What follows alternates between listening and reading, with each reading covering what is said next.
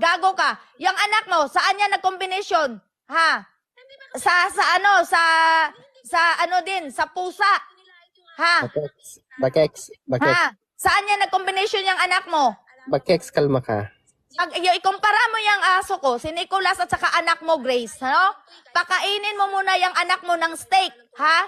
Kasi si Nicholas, alam mo si Nicholas, hindi yan kumakain kahit ano-ano, ha? Steak at saka pork yan kinakain, pati chicken, ha? Huwag mo titirahin yan si Nicholas, gago ka.